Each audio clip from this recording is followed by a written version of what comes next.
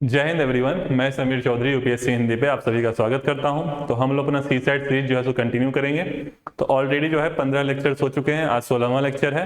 तो कई टॉपिक्स जो है मैथमेटिक्स सेक्शन का हम लोग कंप्लीट कर चुके हैं, उस पे बेस्ड पीवाईक्यू डिस्कस कर चुके हैं। इसके अलावा कुछ क्वेश्चंस की प्रैक्टिस किए हैं। तो इस सीरीज में जो है मुझे लग रहा है मैथमेटिक्स का ऑलमोस्ट 50% सेक्शन जो है वो कंप्लीट हो चुका है, ऑलमोस्ट 50%। और आने वाले कुछ दिनों में, मेरे ख्याल से 10-12 दिनों में जो है वो 10-12 क्लास में जो है ये अपना सीरीज जो मैथमेटिक्स वाला पोर्शन है वो कंप्लीट हो जाएगा। और जैसा कि मैंने प्रॉमिस किया था कि भाई ये सीरीज जो है उसको मैं लास्ट अप्रैल के लास्ट तक जो है कवर कर दूंगा। तो उसमें आपको टेंशन लेने की जरूरत नहीं है। कुछ लोगों को ये डाउट आ रहा था सर टाइम पे खत्म होगा या नहीं होगा, तो उसका आप टेंशन मत लीजिए।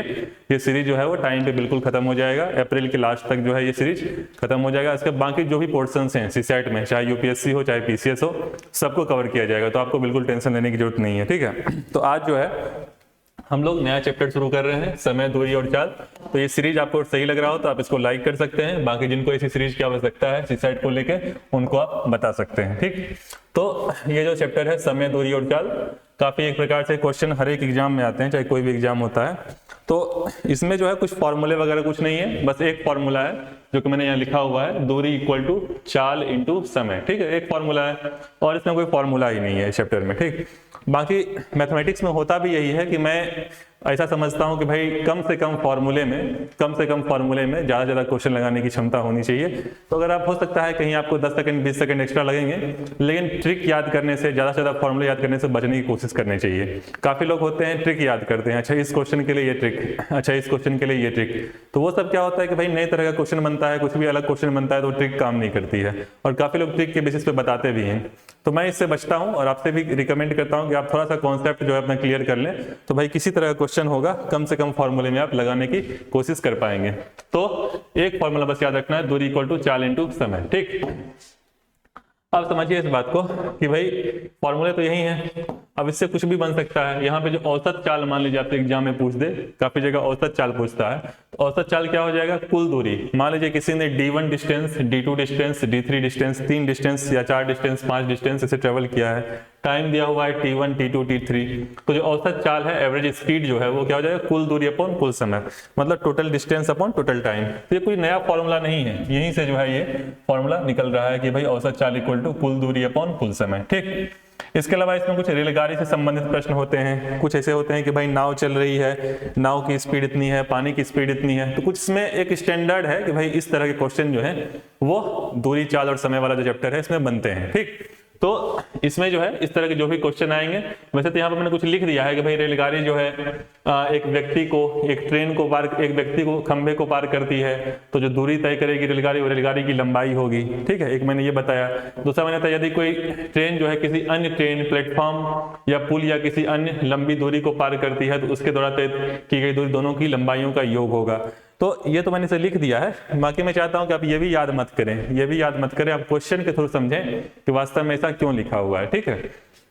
तो सबसे पहले बिना समय वेस्ट किए जो है हम लोग क्वेश्चन करते हैं, और क्वेश्चन के थ्रू ही मैथमेटिक्स होता ही है कि भाई आप क्वेश्चन के थ्रू किसी भी टॉपिक को समझिए, और क्वेश्चन के थ्रू ही जो है आप प्रैक्टिस करिए, टॉपिक्स को समझिए और प्रैक्टिस करिए। बिना प्रैक्टिस के नहीं होगा। चाहे आप कितना भी जो है किसी का लेक्चर सुन लें, कुछ भी कर लें, जब तक आप खुद से 2-4 क्वेश्चन लगाने की प्रैक्टिस नहीं करेंगे तब तक जो है आपका स्ट्रांग नहीं होगा। तो इसमें क्या है कि एक कार जो है वो 40 किलोमीटर पर आवर, तो मतलब 40 किलोमीटर प्रति घंटा की रफ्तार से जो है कार चल रही है, ठीक है। तो मतलब वो क्या दे दिया, स्पीड दे दिया। तो इसमें कोई सवाल नहीं है, इसमें बेसिकली यूनिट पे सवाल पूछा गया है, इकाई पे, कि भाई 40 किलोमीटर प्रति घंटे की रफ्तार से अगर कार चल रही है तो इसको मीटर पर सेकंड में कन्वर्ट करें। तो मीटर पर सेकंड में जो है किलोमीटर पर आवर को कन्वर्ट करने के लिए क्या करते हैं, या तो आप इतना याद कर लीजिए कि अगर मान लीजिए किलोमीटर पर आवर है, मतलब किलोमीटर प्रति घंटा है, ठीक। इसको अगर मीटर पर सेकंड में कन्वर्ट करना है तो क्या करना है, 5/18 से मल्टीप्लाई कर देना है, या ये याद कर लीजिए, ठीक है, ये याद ही कर लीजिए।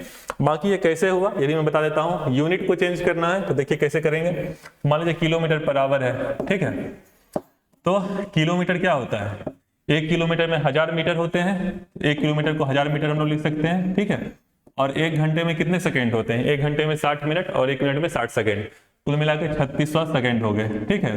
1 घंटे में 3600 सेकंड हो गए। तो ये क्या हो जाएगा, कैंसिल हो जाएगा, ठीक। फिर यहाँ क्या हो जाएगा, 2 से डिवाइड कर दीजिए, 5/18। तो यही 5/18 जो है आपको याद रखना है। यार किलोमीटर प्रति घंटा, किलोमीटर पर आवर को अगर मीटर पर सेकेंड में जो है कन्वर्ट करना है तो हम लोग जो है 5/18 से मल्टीप्लाई करेंगे। अच्छा, अपने को उल्टा करना हो, क्योंकि आपको क्वेश्चन में क्या होगा कि क्वेश्चन में ये होगा बेसिकली कि भाई यूनिट हो सकता है, कोई लंबाई मीटर में दी हो और जो चाल है, जो स्पीड है वो किलोमीटर पर आवर में दी हो, तो आपको यूनिट को एक समान करने की आवश्यकता होगी। ऐसा नहीं होगा कि मान लीजिए दूरी इक्वल टू चाल इंटू समय है, ऐसा मैं इसलिए बता रहा हूँ आपको यूनिट वाला जो बात है, मान लीजिए दूरी इक्वल टू चाल इंटू समय, ये तो फॉर्मूला है।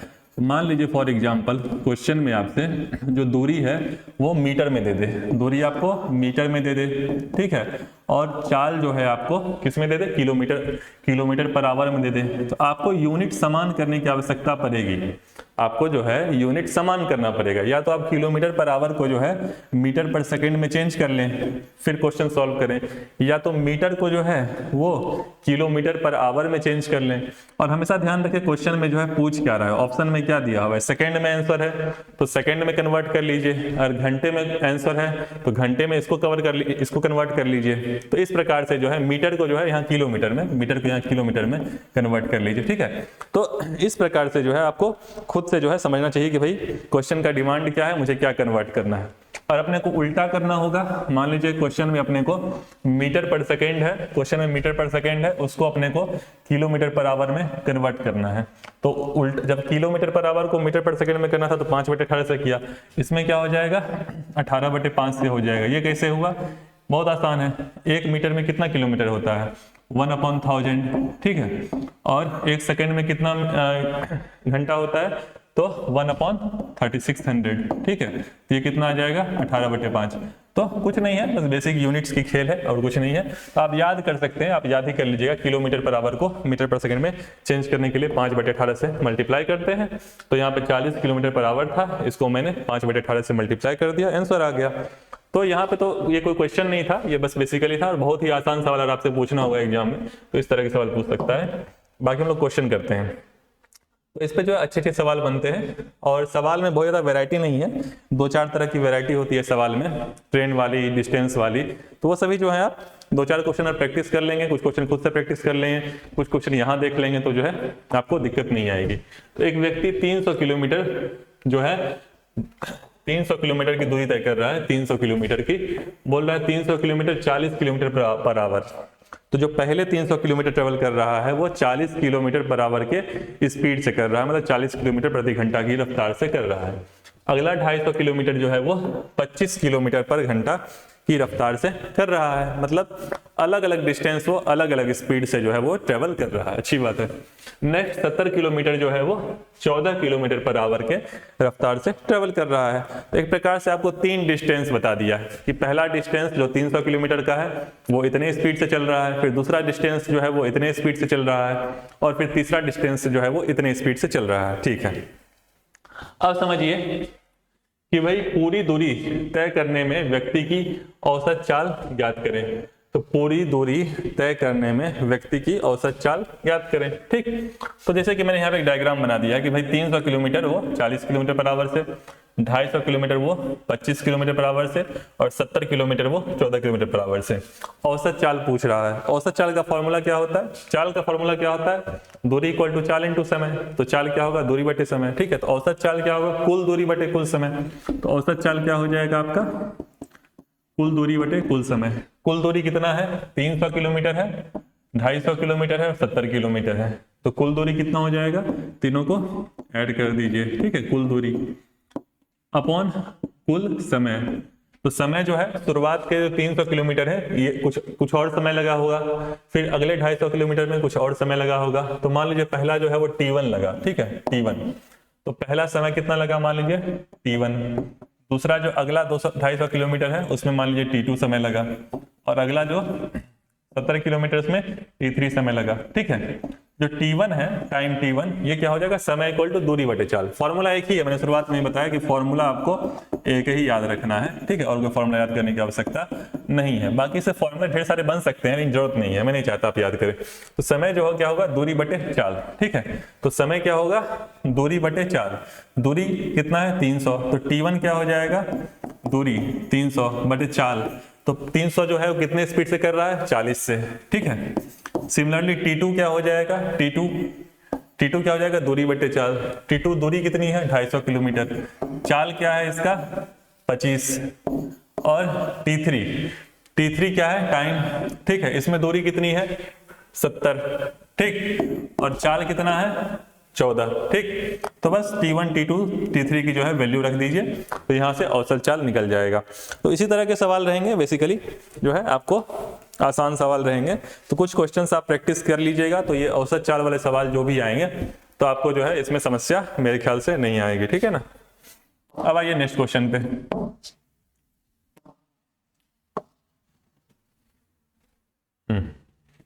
तो यहाँ पे आ गया आंसर, बाकी एक्सप्लेनेशन दिया हुआ है।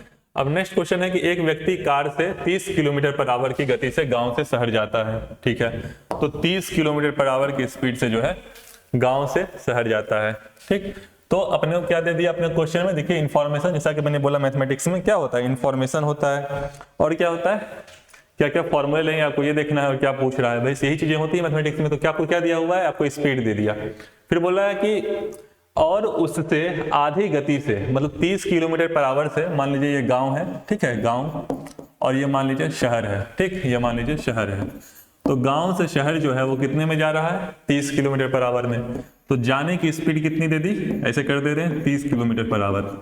फिर बोल रहा है कि उसकी आधी चाल से जो है वापस आता है, तो 30 से जा रहा है, आ कितने से रहा है, आधी चाल से, मतलब शहर से गांव कितने में आ रहा है, 15 किलोमीटर पर आवर में। तो इन्फॉर्मेशन मेरे को कितना दिया है। फिर बोल रहा है उसे आने तथा जाने में कुल 50 मिनट लगता है, आने तथा जाने में कुल 50 मिनट लगता है, ठीक। तो कुल समय इसमें हम मान लेते हैं T1 समय लगा होगा जाने में, और वापस आने में हम मान लेते हैं कि उसमें T2 समय लगा होगा, ठीक है, नहीं दिया है मान लेते हैं। तो कुल 50 मिनट लगता है, मतलब अपने को इन्फॉर्मेशन ये दिया है कि T1 प्लस T2 जाने और आने का समय जो होगा 50 है। अब देखिए मैं आपको समझाने के लिए इतना डिटेल लिख रहा हूँ, बाकी आपका कुछ क्वेश्चन प्रैक्टिस कर लेंगे तो इतना जो है आपको डिटेल करने की आवश्यकता नहीं है, आपको जो है रफ वर्क करना होगा वहां पे। तो T1 प्लस T2 जो है 50 है।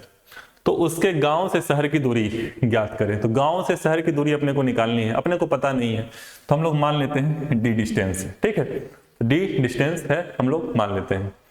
तो T1 क्या होगा, T1 क्या होगा बताइए, समय इक्वल टू दूरी बटे चाल। तो दूरी अपने को पता नहीं है, तो क्या है D, ठीक। चाल कितना है जाने का 30, क्यों जाने का ले रहे हैं, क्योंकि हमने T1 एज्यूम किया है जाने के समय को, आने के समय को हमने T2 एज्यूम किया है। तो T2 क्या हो जाएगा आपका दूरी बटे चाल। दूरी आप चाहे गांव से शहर कहिए चाहे शहर से गांव कहिए, बात तो एक ही है, तो दूरी तो डिस्टेंस D ही रहेगी, लेकिन आते वक्त चाल कितना है 15, तो D/15, ठीक है।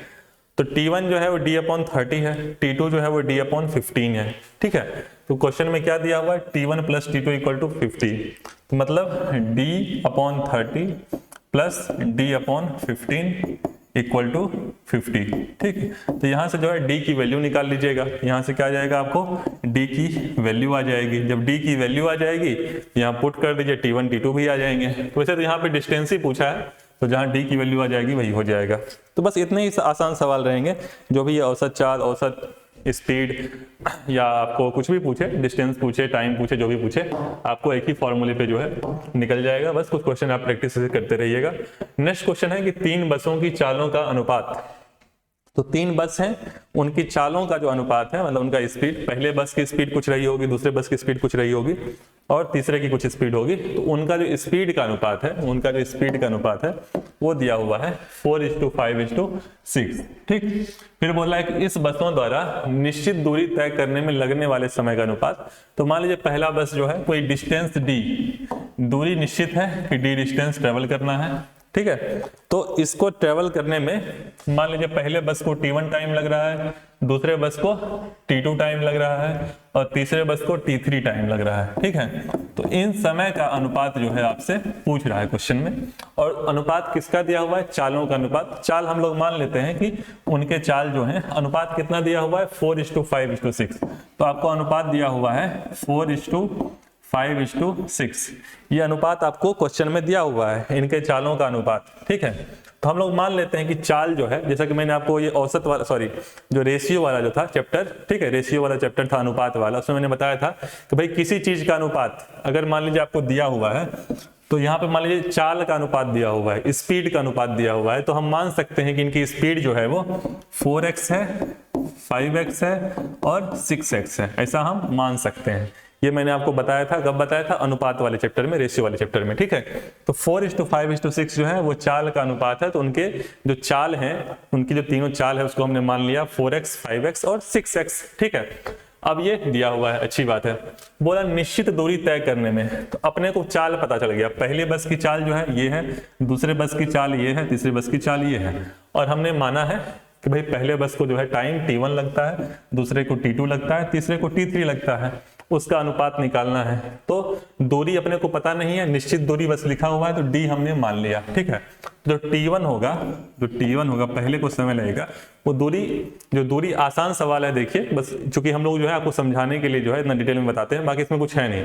तो जो t1 है वो डिस्टेंस जो है हमने d मान लिया है, ठीक है, और चाल जो है क्या है 4x है, तो t1 क्या हो जाएगा d/4x, ठीक है। t2 क्या होगा d/5x, और t3 क्या होगा जो दूरी जो है सबके लिए सेम है, ऐसा क्वेश्चन में लिखा है d/6x, ठीक है। अब क्वेश्चन में पूछा क्या है, t1 t2 का रेशियो, t3 का रेशियो, मतलब t1:t2:t3 पूछा है, मतलब आपसे पूछा है कि d/4x, d/5x और d/6x, ठीक। अब इनका रेशियो पूछा है।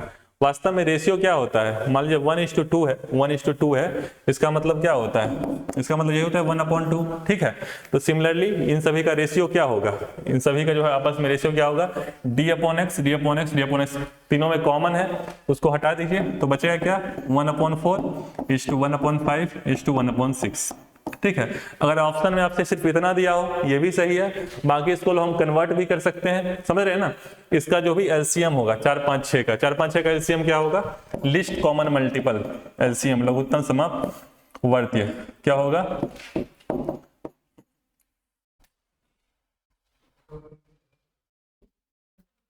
ठीक। तो ये 60 आ रहा है, तो 60 जो एलसीएम होगा उससे आप मल्टीप्लाई कर दीजिएगा, तो क्या आ जाएगा 60/4 15, 60/5 12 और ये क्या 10, तो जो रेशियो आ गया टाइम का वो आ गया 15:12:10, ठीक है। ऐसा मैंने 60 से क्यों मल्टीप्लाई किया कि 60 जो है सबसे छोटा ऐसी संख्या है जो इन सभी को मल्टीप्लाई करेगी, एक बार से इन सभी को जो है डिवाइड हो जाएगा इनसे, ठीक है। तो ये जो रेशियो आ गया टाइम का हो गया 15:12:10। तो बस यही सवाल था आपसे एग्जाम में। बाकी अगर आपसे सिर्फ अगर ऑप्शन में ये दिया हो तो ये भी चलेगा, बाकी अगर ऑप्शन में जो है ये दिया हो तो आपको इसमें कन्वर्ट करना पड़ेगा, ठीक है। तो एक कॉमन मल्टीपल से x, जो मैंने x एज्यूम किया था, x की वैल्यू जो है वो एक प्रकार से 60 आ गई, जो यहाँ पे x यहाँ पे है, ठीक है। dy(x) की वैल्यू, जो dy(x) है उसकी वैल्यू कितनी आ गई, 60 आ गई, ठीक है। तो ये सवाल जो है आप लोगों को समझ में आ गया होगा मुझे लगता है। अब नेक्स्ट क्वेश्चन करते हैं।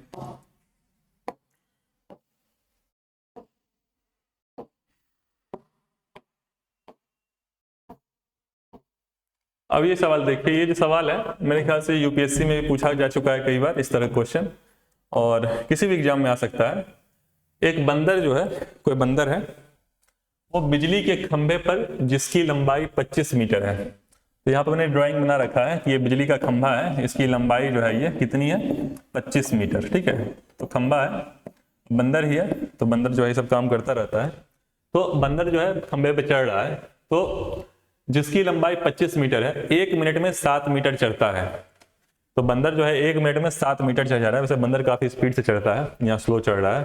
तो 1 मिनट में 7 मीटर, ठीक है। तो 1 मिनट में जो है बंदर 1 मिनट में 7 मीटर चढ़ जा रहा है, 7 मीटर, ठीक है।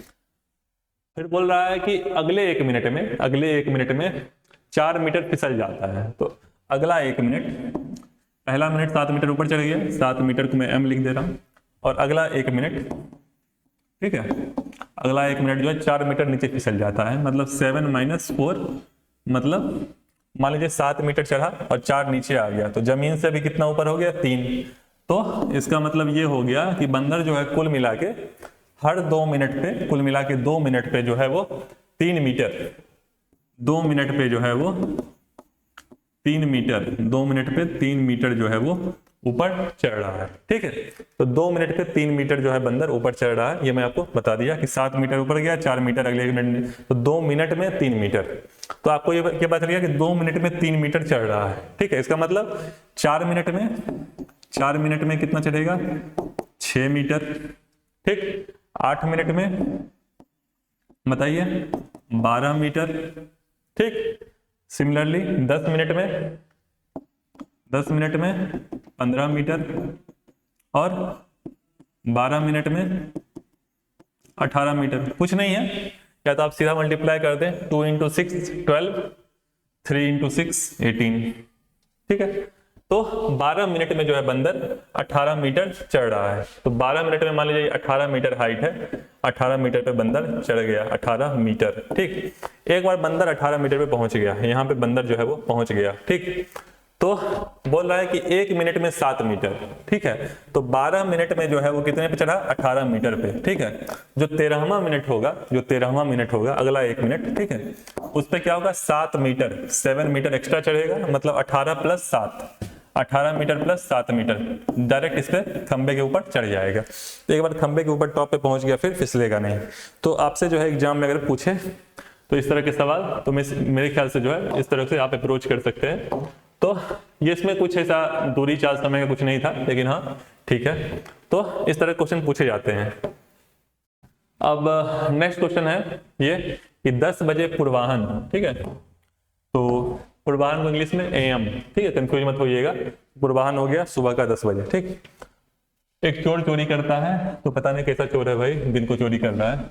तो पुलिस ने 2 बजे अपराहन मतलब PM, तो मान लीजिए 10 बजे सुबह को चोरी हुआ 10 AM। ठीक है, और 2 बजे दोपहर को मतलब 4 घंटे बाद लगभग पुलिस जो है उसको पता चलता है, चोर के पीछे लगती है। ठीक है, तो 2 PM, तो 10 AM पे चोरी करता है और पुलिस ने ढूंढना शुरू किया 4 घंटे बाद। यदि चोर और पुलिस की चाल में क्रमशः 30 किलोमीटर 40 किलोमीटर, तो चोर जो है चोरी किया होगा तो सीधा भाग गया। ठीक है, तो 30 किलोमीटर प्रति घंटे की रफ्तार से चोर जो है वो भाग रहा है। ठीक है, तो उसके बाद 4 घंटे बाद जो है पुलिस वो 40 किलोमीटर प्रति घंटे की रफ्तार से चोर के पीछे भागती है। तो पूछ रही है कि भाई कितने समय में चोर को पकड़ लेगी। ठीक है, तो यहाँ पे समय को डायरेक्टली बताने से बचने के जगह पे बता दिया है कि भाई 10 AM 2 PM।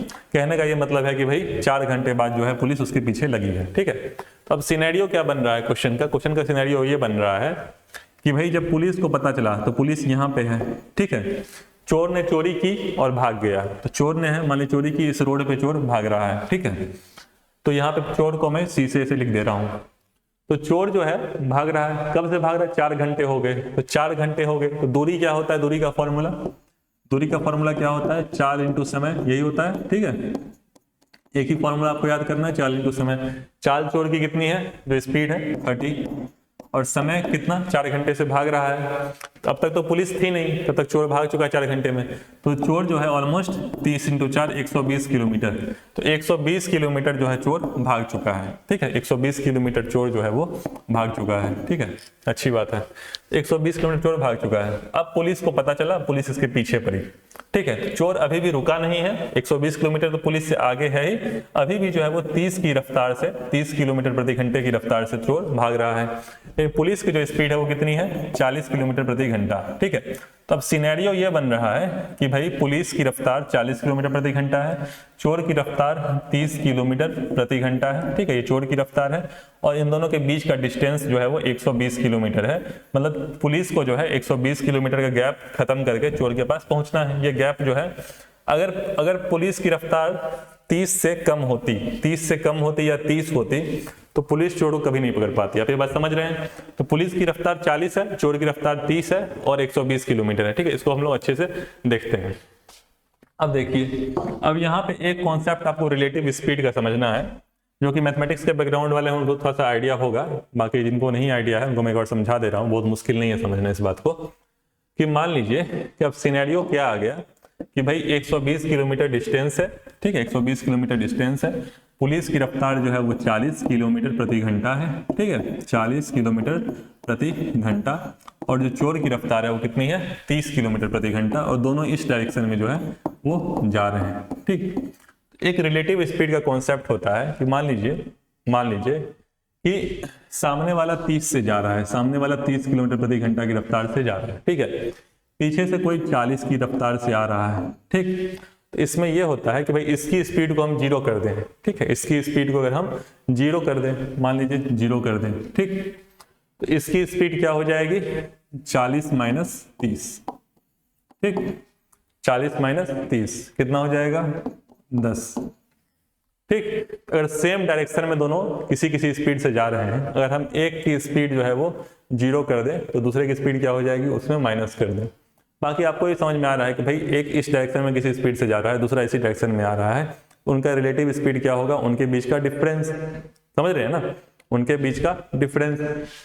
सिमिलरली अगर मान लीजिए कि 40 की रफ्तार से कोई इस तरफ जा रहा है, अगला सामने से 30 की रफ्तार से आ रहा है, ठीक है, सामने से जो है 30 की रफ्तार से आ रहा है, इन दोनों में जब भिड़ंत होगी तो किस स्पीड से होगी 40 प्लस 30, इस स्पीड से भिड़ेंगे कि आपस में जो है बिल्कुल से आ रहे हैं, टकराएंगे। ठीक है, और कोई सामने से जा रहा है और यह इसकी स्पीड टकराने की क्या होगी, मान टकराता भी है इससे तो क्या होगा उसकी स्पीड कम होगा, सिंपल सी बात है। ठीक है, तो अगर बहुत ज़्यादा आपको समझ में नहीं आता है सब चीज़ें तो आप जो है इसको याद भी कर सकते हैं कि भाई सेम डायरेक्शन में जा रहे हैं तो माइनस कर देंगे, अगर अपोजिट डायरेक्शन से इस प्रकार से आ रहे हैं तो ऐड कर देंगे स्पीड को। ठीक है, तो आपको जो है ये कॉन्सेप्ट अगर समझ में आ जाए तो और अच्छी बात है, बाकी आप ध्यान भी रख सकते हैं इसको, आपको सीसेट ही निकालना है, ज़्यादा कुछ इसमें मैथमेटिक्स में कुछ करना नहीं है। तो 40 किलोमीटर प्रति घंटा की रफ्तार से इस तरफ जा रहा है और ये 30 से जा रहा है, तो जब सिनेरियो ये बन रहा है कि अगर हम चोर की रफ्तार को, मान लीजिए ये चोर है, इसकी रफ्तार को हम जीरो मान लेते हैं, तो जो पुलिस है इसकी रफ्तार क्या हो जाएगी 40 माइनस 30, इसकी जो रिलेटिव स्पीड हिंदी में कहते हैं सापेक्ष चाल कह लीजिए। ठीक है, तो ये कितनी हो जाएगी 40 माइनस 30, ये क्या हो जाएगा 10। ठीक है, तो सापेक्ष गति कह लीजिए, चाल के लिए जो कहना कह लीजिए, ये 10 हो जाएगा। ठीक है, तो 10 किलोमीटर प्रति घंटा। अब सिनेरियो ये बन रहा है कि भाई चोर यहाँ पे खड़ा है, अब आसान हो जाएगा सवाल को, चोर यहाँ पे खड़ा है, ठीक है, अच्छी बात है, 120 किलोमीटर के डिस्टेंस पे है, 120 किलोमीटर के डिस्टेंस पे है। ठीक है, तो 120 किलोमीटर के डिस्टेंस पे है, तो 120 किलोमीटर क्या होगी दूरी हो गई, तो दूरी कितनी हो गई 120 किलोमीटर। ठीक है, और चाल कितना है 10, चाल कितना है 10। ठीक है, चाल 10 है, समय क्या हो जाएगा दूरी बटे चाल कितना आ जाएगा 12 घंटा, क्या आ जाएगा 12 घंटा। तो आई होप जो है आपको ये समझ में आ गया होगा, बाकी इसमें कुछ है नहीं समझाने को। ठीक है, तो आसान है मेरे ख्याल से इस तरह से, बाकी और भी कई तरीके हैं इसको, अगर आपको ये सापेक्ष वाला समझ में नहीं आया तो और भी कई तरीके हैं इसको निकालने के। ठीक है, इसको और भी कई तरीके हैं निकालने के, लेकिन मैं समझता हूं कि भाई ये सही है, इससे आसान क्या ही होगा। ठीक है,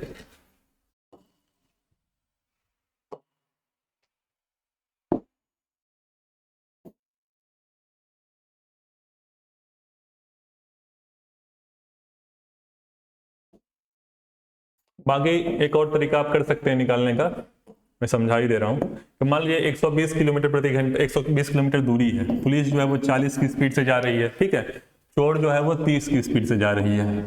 इसको एक और तरीके से कर देते हैं कि मान लीजिए कि अब चोर ट्रेवल कर रहा है, पुलिस भी ट्रेवल कर रही है, अच्छी बात है, तो मान लीजिए यहाँ पे कहीं जो है चोर और पुलिस मिल रहे हैं। ठीक, तो मान लीजिए x डिस्टेंस आगे जाके चोर और पुलिस मिल रहे हैं। ठीक है, तो यहां से जब यहाँ पे समय अगर देखा गया तो पुलिस ने यहां से यहां तक कितना डिस्टेंस ट्रेवल किया, तो पुलिस ने 120 प्लस x डिस्टेंस किया, चोर ने कितना डिस्टेंस ट्रेवल किया, चोर ने x डिस्टेंस ट्रेवल किया। ठीक है, समय दोनों को बराबर लगा, क्यों बराबर लगा, यहाँ तो 4 घंटा बीत चुका है, यहाँ से तो दोनों साथ साथ ट्रेवल कर रहे हैं। ठीक है, तो ये जो है आप निकाल सकते हैं, तो इसमें समय जो है समय सेम है, तो समय क्या हो जाएगा दूरी बटे 4, तो 120 प्लस x अपॉन 40। ठीक है, अगला क्या है x। ठीक, और ये जो है इसका दूरी बटे 4, इसने x दूरी तय की, इसका चाल 30 है। ठीक है, तो यहां से जो है आप मल्टीप्लाई कर लीजिए 30 इंटू, चाहे आप इसको डिवाइड कर लीजिए, ये कट जाएगा, ये आ जाएगा 360 plus 3x equal to 4x, x की वैल्यू आ जाएगी 360, x को 360 आ गई, मतलब 360 किलोमीटर आगे जाकर 360 किलोमीटर आगे जाकर जो है चोर पुलिस से मिला। ठीक है, 360 किलोमीटर आगे जाकर चोर पुलिस से। टाइम हमने क्या ज्यूम किया था, दूरी बटे चाल। टाइम क्या है, दूरी बटे चाल। दूरी कितनी आई 360, दूरी आई 360, चाल कितनी है चोर की 30। ठीक है, तो यहां से भी जो है 12 आ जाएगा। ठीक है, यहां से भी 12 आ जाएगा, वहां से हमने निकाला था वही 12 आया था। बाकी आप यहां से भी देख लीजिए, पुलिस की स्पीड से भी 120 प्लस x अपॉन 40, x कितना है 360, तो ये जो है 480 बटे 40, यहाँ से भी 12, कुछ भी करें आंसर 12 ही आएगा। बाकी मैंने आपको बता दिया, ये भी तरीका है वो भी तरीका है, किसी से भी कर लीजिए। ठीक है, अब नेक्स्ट क्वेश्चन है आपका, ये यूपी पीसीएस 2016 का सवाल है। अब देखिए ये सवाल जो है ये काफ़ी रिपीट होता है, आता है ट्रेन वाला सवाल, कि भाई ट्रेन जो है, इसमें दो तरह के सवाल बनते हैं कि ट्रेन जो है किसी एक खंभे को क्रॉस कर रहा है, ट्रेन जो है किसी एक व्यक्ति को क्रॉस कर रहा है, और ट्रेन जो है किसी एक प्रकार से ब्रिज को क्रॉस कर रहा है, पुल को क्रॉस कर रहा है। इस तरह के सवाल बनते हैं, अच्छी बात है। तो 36 किलोमीटर पर घंटे की रफ्तार से जो है 110 मीटर। अब यही जो मैंने आपको पहला सवाल कराया था यूनिट वाला, उसमें मैंने आपको यही बताया था कि भाई जब 2 यूनिट दे दे, यहाँ पे 2 यूनिट दे दिया, किलोमीटर प्रति घंटा किलोमीटर, और वहां क्या है मीटर, तो आपको कन्वर्ट करना पड़ेगा। तो इसको हम लोग कन्वर्ट कर लेते हैं। तो 36 को हम लोग 5/18 से मल्टीप्लाई कर देंगे, तो क्या हो जाएगा ये आपका, बताइए, ये आपका 10 मीटर पर सेकेंड आ जाएगा। ठीक है, तो यहाँ पे मुझे स्पीड मिल गई मीटर पर सेकेंड में, और वहां पे डिस्टेंस दी हुई है इतने में, अच्छी बात है। तो रेलगाड़ी चल रही है। ठीक है, तो रेलगाड़ी जो है वो इतने स्पीड से 10 मीटर प्रति सेकंड की स्पीड से चल रही है। ठीक है, हमने कन्वर्ट कर दिया। 110 मीटर की लंबाई रेलगाड़ी की है। ठीक है, तो रेलगाड़ी की जो लंबाई है, यहाँ पे रेलगाड़ी है, ये रेलगाड़ी है, मैं खिड़की बना दे रहा हूँ, ये खिड़की है। ठीक है, तो रेलगाड़ी जो है ये 110 किलोमीटर प्रति 110 मीटर की इसकी लेंथ है। तो रेलगाड़ी की जो लंबाई है वो 110 मीटर की लंबाई है, अच्छी बात। तो उसे 132 मीटर लंबे पुल, तो यहाँ मैंने पुल भी बनाया है, मेरी ड्राइंग अच्छी नहीं है फिर भी, 132 मीटर का जो है ये पुल है। ठीक है, 132 मीटर का ये पुल है, इसको पार करने वाली है। ठीक है, इसको पार करने वाली है। तो बोला है कितना समय लगेगा पुल को पूरी तरीके से क्रॉस करने में, कितना समय लगेगा। ये ड्राइंग मैंने बनाया है इसलिए ताकि आपको समझा सकूं कि भाई वास्तव में आपको याद करने की जरूरत नहीं पड़े क्या है ये चीजें। तो 110 मीटर की लंबाई है रेलगाड़ी की, 132 मीटर जो है वो पुल की लंबाई है। ठीक है, और इसको क्रॉस करना है, तो इसको क्रॉस करने में, इसको पार करने में कितना समय लगेगा, ठीक है, या कितना डिस्टेंस ट्रेवल करेगी। तो समय अगर देखा जाए, ठीक है, दूरी बटे चाल, तो दूरी क्या होता है, कितना डिस्टेंस ट्रेवल किया। अब देखिए रेलगाड़ी जो अभी क्रॉस करना शुरू की है, मतलब अभी क्रॉस नहीं की है, अभी क्रॉस करना शुरू की है, जो मैंने यहाँ फिगर बनाया है। ठीक, इसके बाद क्या स्थिति होगी रेलगाड़ी की, अभी मतलब शुरुआती स्थिति है जब पुल को ये क्रॉस करना भी करने वाली है। ठीक है, अगली स्थिति क्या होगी, मैं ड्राइंग बना के दिखा रहा हूँ। अगली स्थिति ये होगी, रेलगाड़ी थोड़ा सा ट्रेवल करेगी और इस तरह की कुछ स्थिति होगी रेलगाड़ी की। ठीक है, फिर क्या होगी रेलगाड़ी की स्थिति क्रॉस करने में, रेलगाड़ी और आगे बढ़ेगी, रेलगाड़ी की ऐसी कुछ स्थिति होगी। ठीक, अब चूंकि पुल लंबा है, पुल लंबा है 132 मीटर और रेलगाड़ी की लंबाई छोटी है, तो बीच में कुछ ऐसी स्थिति बनेगी कि पूरी की पूरी रेलगाड़ी जो है, पूरी की पूरी रेलगाड़ी जो है वो पुल के ऊपर होगी। ठीक है, फिर स्थिति क्या बनेगी, फिर स्थिति बनेगी कि आधी रेलगाड़ी जो है वो बाहर निकल गई थोड़ी सी और बाकी अंदर है। फिर स्थिति क्या बनेगी रेलगाड़ी की, फिर बनेगी कि भाई थोड़ी सी जो है रेलगाड़ी पुल पे रह गई है, बाकी बाहर है। और फिर लास्ट में स्थिति बनेगी कि पूरी की पूरी रेलगाड़ी जो है वो पुल से बाहर आ गई। ठीक, तो ये एक ऐसा समय होगा, मतलब यहां से शुरू होगा, जो समय शुरू होगा क्रॉस करने का यहां से शुरू होगा, और कब तक होगा, जब तक यहाँ पे पहुंच नहीं जाए, मतलब इतना कितना समय लगेगा और कितना डिस्टेंस ट्रेवल किया। ठीक है, तो देखिए जब बिल्कुल यहाँ पे क्रॉस करने वाला होगा, जब पुल को बिल्कुल यहाँ पे क्रॉस करना वाला होगा, तब तक में रेलगाड़ी जो है अपना एक डिस्टेंस, जो भी रेलगाड़ी का डिस्टेंस है 110 मीटर, ये अपना डिस्टेंस तो वो ट्रेवल करेगी ही, मतलब इतना दूरी तो ट्रेवल करेगी ही। ये बात आपको समझ में आ रही है, मतलब रेलगाड़ी का शुरुआती वाला जो पॉइंट है, इतना डिस्टेंस तो ट्रेवल करेगा ही ना। इसके अलावा उसने कितना ट्रेवल किया होगा, उसने ये पूरा का पूरा डिस्टेंस जो है वो ट्रेवल किया होगा।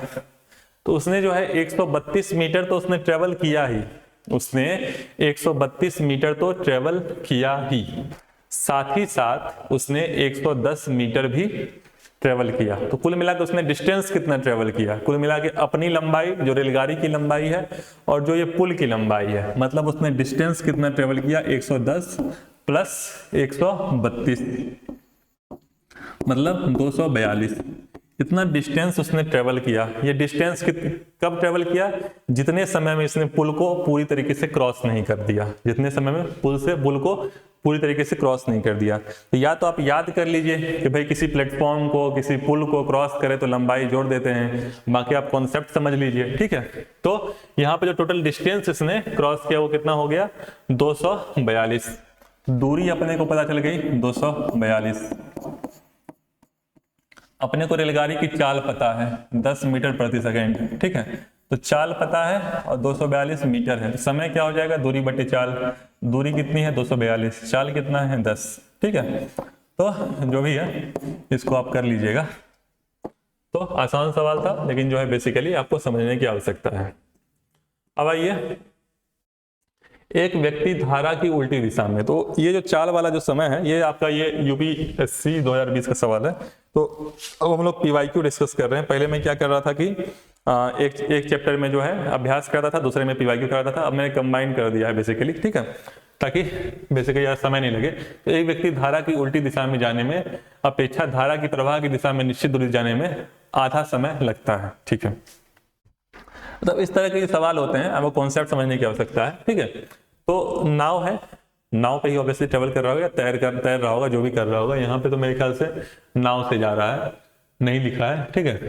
तो कुछ कोई बात नहीं, नाव से, ठीक है। तो नाव से जो है वो पानी के अंदर, मान लीजिए नदी है, नदी में ट्रेवल कर रहा है। तो नदी का एक स्पीड होता है, जो नदी की स्ट्रीम होती है, जो धारा होती है, उसका एक स्पीड होता है, और वो भी किसी ना किसी एक डायरेक्शन में होता है, जिस डायरेक्शन में वो जा रही होती है, ठीक है। तो मान लीजिए कि ये नदी है, ठीक, ये नदी है, ठीक। नदी में पानी इस तरफ जा रहा है, फॉर एग्जाम्पल पानी इस तरफ जा रहा है। तो हम लोग मान लेते हैं जो पानी की स्पीड है, मान लीजिए पानी की स्पीड हमने मान लिया स्मॉल v1, मतलब v1 मान लीजिए कि जो पानी की स्पीड है वो v1 है, ठीक है। तो पानी की स्पीड जो है वो v1 हमने मान ली, ठीक है।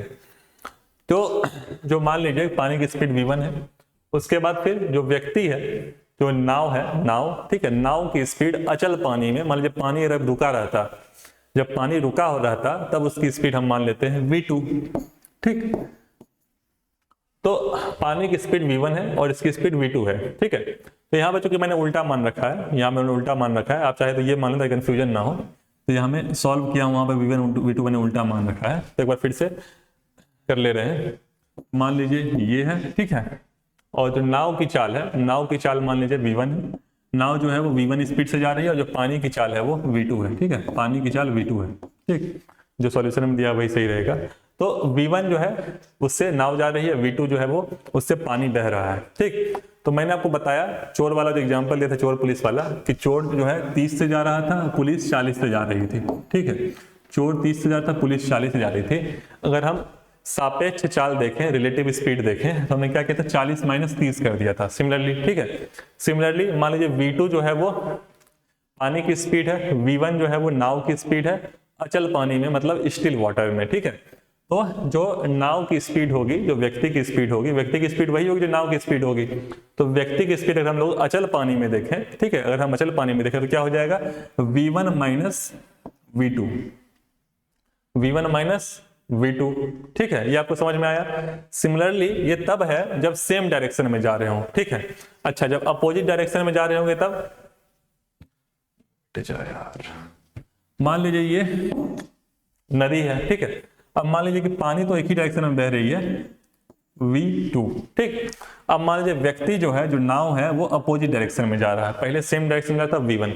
तो मैंने क्या बताया कि भाई ऑब्वियसली जब अपोजिट डायरेक्शन में आप स्ट्रीम के जाएंगे, ठीक है, तो क्या होगा, स्पीड दोनों क्या होगी, आपस में ऐड हो जाएगी, ठीक है। तो क्या हो जाएगा यहाँ पे स्पीड v1 प्लस v2, ठीक है। अगर हम इसकी स्पीड को स्टिल करते हैं तो सापेक्ष चाल ये हो जाएगी। सबसे पहले तो आपको ये समझ में आ गया कि भाई एक डायरेक्शन में हो तो माइनस कर दीजिए, अपोजिट डायरेक्शन में हो तो प्लस कर दीजिए, ठीक। अब समझिए क्वेश्चन में कह क्या रहा है, बोल रहा है कि जब उल्टी दिशा में जा रहा है, मतलब धारा है, ठीक है, धारा जब उल्टी दिशा में जा रहा है, मतलब धारा तो अपनी डायरेक्शन में बह रही है, जब उल्टी दिशा में जा रहा है तो जो भी उसको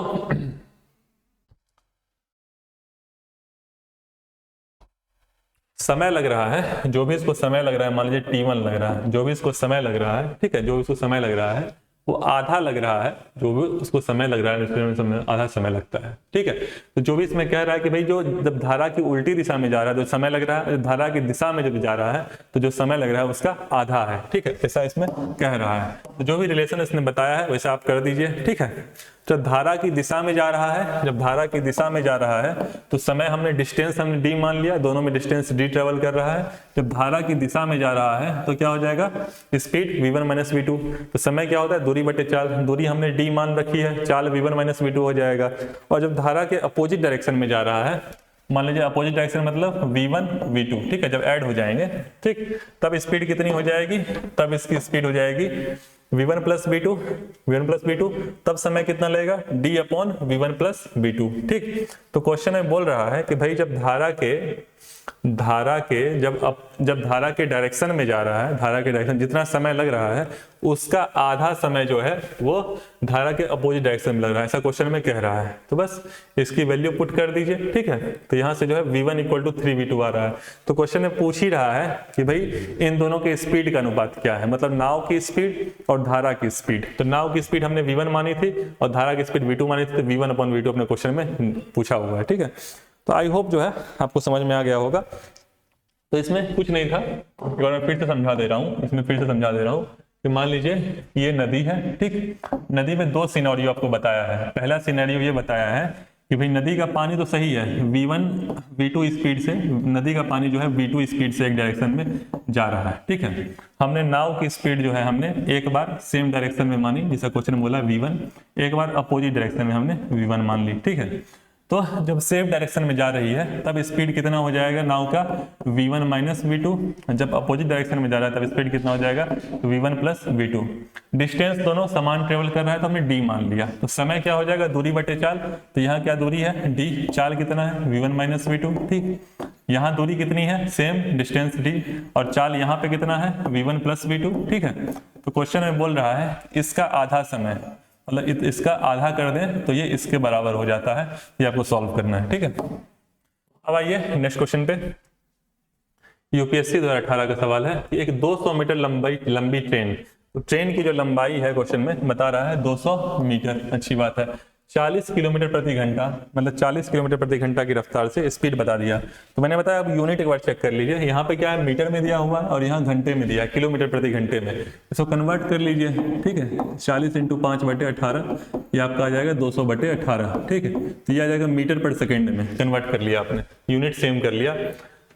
रेलवे लाइन के निकट खड़े किसी व्यक्ति को यह ट्रेन कितने समय में पार करेगी, अच्छी बात है। तो मान लीजिए ट्रेन जो है वो ट्रेवल कर रही है, ठीक। यहाँ कोई व्यक्ति खड़ा है, यहाँ मान लीजिए कोई व्यक्ति खड़ा है मोनू, ठीक। तो मोनू ये यहाँ पे खड़ा है और यहाँ पे मान लीजिए ट्रेन में कोई जा रहा है, उसको मोनू बाय करने आया है, ठीक। तो मोनू जो है ये ट्रेन में किसी व्यक्ति को बाय करने आया है, ठीक। और यहाँ ट्रेन जा रही है, तो मोनू यहाँ पे खड़ा है और ट्रेन गुजर रही है। तो क्वेश्चन पूछ रहा है कि ट्रेन जो है कितने समय में मोनू को क्रॉस कर जाएगी, ठीक। तो आप समझिए इस बात को। एक मैंने ब्रिज वाला एग्जांपल दिया था। ब्रिज वाले में क्या था कि भाई जो ब्रिज की लंबाई थी और ट्रेन की लंबाई वो ऐड हो गई थी कुल दूरी में। इसमें क्या होगा कि भाई मोनू तो अपनी जगह पे खड़ा है, ट्रेन गुजर रही है, तो शुरुआत में जब क्रॉस करने वाला होगा तब कुछ इस तरह की स्थिति होगी, ठीक है। अगले सेकेंड स्थिति क्या होगी कि आधी की आधी ट्रेन जो है यहाँ पे कुछ होगी, ठीक है, और ऐसे कुछ होगा स्थिति। फिर स्थिति क्या होगी ट्रेन की फिर स्थिति होगी कि आधी ट्रेन इस तरफ होगी और आधी ट्रेन जो है वो इस तरफ होगी। फिर स्थिति क्या होगी ट्रेन की कि भाई ट्रेन जो है बिल्कुल से मोनू को क्रॉस कर जाएगी, ठीक। तो मोनू तो अपनी जगह पे खड़ा है और मोनू को क्रॉस करने में ट्रेन ने कितनी दूरी तय की होगी, मोनू को क्रॉस करने में ट्रेन ने कितनी दूरी तय की होगी। तो मोनू तो एक प्रकार से बस बहुत ही एक प्रकार से जो है छोटी सी जगह को कवर किया हुआ है और इतनी से ट्रेन निकल रही है। तो ट्रेन की जो लंबाई होगी वही तो इस जगह से निकलेगी, इसको क्रॉस करने में। तो ट्रेन की लेंथ होगी उतनी ही क्रॉस करने में निकलेगी, ठीक है, सिंपल सी बात है। तो एक प्रकार से जो है यहाँ पे जो डिस्टेंस ट्रेवल होगा मोनू को क्रॉस करने में वो कितना होगा 200 मीटर। तो 200 मीटर जो है वो डिस्टेंस क्रॉस करेगा मोनू को ट्रेवल करने में, अच्छी बात है। और समय जो चाल है वो कितना है 200/18, तो दूरी बता दिया, और चाल कितना है 200/18, तो दूरी और चाल हो गया। समय क्या हो जाएगा दूरी बटे चाल, दूरी कितना है 200, चाल कितना है 200/18, ठीक, तो ये क्या हो जाएगा 18 सेकेंड, ठीक। तो आसान सवाल होते हैं, कोई बहुत मुश्किल नहीं है, बस आपको जो है अप्रोच करने आना चाहिए भाई। अब आइए नेक्स्ट क्वेश्चन पे। एक ट्रेन दिल्ली से मुंबई 40 किलोमीटर प्रति घंटे की रफ्तार से औसत चाल से चलती है। तो ट्रेन जो है वो 40 किलोमीटर प्रति औसत चाल से चलती है, ठीक है। फिर बोल रहा है कि 2 घंटे पश्चात दूसरी ट्रेन उसी रास्ते समानांतर ट्रैक पर 60 किलोमीटर प्रति घंटे की औसत चाल से चलती है। तो दिल्ली से कितनी दूरी पर दोनों मिलेंगे, अच्छी बात है। अब सवाल देखिए क्या है, सवाल में से कोई भी इस तरह के सवाल हो, आपको थोड़ा ड्राइंग बनाने आना चाहिए कि भाई तुरंत जो है किसी भी क्वेश्चन को आप इस प्रकार से ड्राइंग में कैसे बनाते हैं, ठीक है। तो मान लीजिए ट्रैक है, ट्रेन का ये ट्रैक है, ठीक है। तो मान लीजिए ये ट्रैक है, ठीक, इस पे जो पहली ट्रेन है इस ट्रैक पे जा रही है, शुरुआत की दिल्ली से बॉम्बे जा रही है और स्पीड बताया 40 बताया। तो पहली वाली ट्रेन का स्पीड जो है वो कितना है 40 किलोमीटर प्रति घंटा, ठीक। दूसरी ट्रेन इसी के पैरेलल चल रही है, वो कितने पे चल रही है 60 किलोमीटर प्रति घंटा, ठीक। बोल रहा है कितने डिस्टेंस पे, मतलब मान लीजिए हम लोग डी डिस्टेंस पे, ये डी डिस्टेंस मान लेते हैं जहां पे ये दोनों मिलती हैं, ठीक है। दिल्ली मुंबई से पहले डी डिस्टेंस पे यहाँ मिलती है, ठीक है। तो दूरी क्या होता है चाल इंटू समय, ठीक है, और समय कितना होता है दूरी बटे चाल। तो डी डिस्टेंस हमने मान लिया है, ठीक। तो पहला मान लेते हैं डी डिस्टेंस ट्रेवल करने में समय कितना हो जाएगा दूरी बटे चाल, दूरी डी माना है, चाल कितना है पहले का चाल 40 है, दूसरे का समय कितना लगेगा दूरी बटे चाल, दूरी कितना है डी, चाल कितना है 60, ठीक। और क्वेश्चन में बोला है 2 घंटे पश्चात चलती है, मतलब जो भी समय लगा, ठीक, प्लस 2 घंटा, क्योंकि 2 घंटा जो है लेट से चलती है, इक्वल टू क्या हो जाएगा बताइए, पहले वाले को लगा समय, ठीक है। तो सिंपल सी बात है, इसमें कोई बहुत मुश्किल नहीं है समझना, ठीक। ये आपका डी आ गया। तो इतना ही, बस एक लाइन का सवाल था, बस आपको क्वेश्चन जो है समझ में आना चाहिए, ठीक। तो ये सभी जो है पीवाईक्यू के क्वेश्चन है, लोग पीवाईक्यू क्वेश्चन डिस्कस कर रहे हैं यूपीएससी के। ये 2016 का सवाल है, ठीक। तो हम लोग अच्छे सवाल डिस्कस कर रहे हैं, ऐसी बात नहीं आसान सवाल, यूपीएससी में जो भी क्वेश्चन आए हैं अच्छे सवाल है। तो अगर आप इस लेवल पे सवाल कर लेते हैं तो आपको पीछे सवाल तो निकल ही जाएगा, कैसा भी क्वेश्चन होगा। तो स्टेशन ए से स्टेशन बी के बीच प्रत्येक स्टेशन से 6 बजे सुबह चलने वाली दैनिक रेलगाड़ी आरंभ की जानी है, ठीक है। तो इसमें कोई ये सवाल जो है आपका दूरी चाल समय से नहीं है, इसमें समझने की बात है कि मान लीजिए स्टेशन ए है, ये ए स्टेशन है और ये बी स्टेशन है। बोल रहा है कि सुबह 6 बजे, मतलब सुबह 6 बजे यहाँ से भी गाड़ी 6 AM यहाँ से भी चलनी है और 6 AM यहाँ से भी चलनी है, दोनों जगह से चलनी है, ठीक है। फिर बोल रहा है कि वो रेलगाड़ी आरंभ की जानी है, एक रेलगाड़ी की यात्रा 42 घंटा लगता है। तो 42 घंटा क्या हो गया आपका 24 + 18, मतलब 24 घंटे बीतने के बाद 18 घंटे। इसका मतलब ये हुआ कि ये 6 बजे मान लीजिए चली, 6 बजे ये चली, 6 AM ये यहाँ से चली, तो इसको 24 + 18 मतलब 42 घंटे लगने हैं। तो अगले दिन रात को मान लीजिए आप 1 तारीख को 1 जनवरी को ये निकल रही है, तो 2 तारीख को रात को 12 बजे 2 तारीख को रात को 12 बजे रात को जो है पहुंचेगी। सिमिलरली 6 AM को अगर ये चलेगी तो अगले दिन जो है ये, मतलब 2 तारीख को, अगर 1 तारीख को ये चलती है तो 2 तारीख को रात को 12 बजे जो है ये पहुंचेगी 2 तारीख को, ठीक है। तो 6 तारीख को जो सुबह चल रही है अगली जगह पे 2 तारीख को रात को पहुंच रही है, और इस पे जो चल रही है 6 तारीख को सुबह को, 1 तारीख को, ये 2 तारीख की रात को यहाँ पे 12 बजे पहुंच रही है। लेकिन यहाँ से 2 तारीख को सुबह को चलने के लिए ट्रेन नहीं है और यहाँ से भी 2 तारीख को सुबह को चलने के लिए ट्रेन नहीं है। तो वहाँ पे क्या अपने को एक एक्स्ट्रा ट्रेन चाहिए होगा। तो 2 तारीख के लिए अपने को एक यहाँ पे ट्रेन चाहिए होगा और 2 तारीख के लिए अपने को यहाँ पे ट्रेन चाहिए होगा 6 AM के लिए, ठीक है। कुल मिला कितने ट्रेन चाहिए होंगी, पूछ रहा है कि भाई अगर अपने को सर्विस रखनी है, अपने को लगातार यहाँ पे सेवा देनी है, तो कितनी ट्रेन की आवश्यकता पड़ेगी, तो 4 ट्रेन की आवश्यकता पड़ेगी। ऐसा ये सवाल है, ठीक है। तो आसान सवाल था, इसमें दूरी चाल से मैं कुछ लेना देना नहीं था, कॉमन कॉन्सेप्ट था, ठीक। तो अगर कोई 6 बजे चलती है तो यहाँ पे 12 AM अगले दिन 12 AM को पहुंचेगी, और यहाँ से सुबह 6 बजे चलती है तो अगले दिन 12 AM। तो सुबह जो है अपने को एक ट्रेन जो है सुबह 6 बजे के लिए दोनों जगह से चाहिए होगी। अब ये लास्ट सवाल है, ये आपका, ये भी यूपीएससी का ही सवाल है, ठीक है। 2 शहर ए और बी एक दूसरे से 360 किलोमीटर दूरी पर हैं। तो 2 शहर जो हैं वो एक दूसरे से 360 किलोमीटर की दूरी पे हैं, तो दूरी बता दिया, ठीक। फिर बोल रहा है कि एक कार ए से बी तक 40 किलोमीटर प्रति घंटा, तो ए से बी तक 40 किलोमीटर प्रति घंटा की रफ्तार से जा रही है, और फिर बोल रहा है कि वापस जो है 60 किलोमीटर प्रति घंटा की चाल से लौट आती है।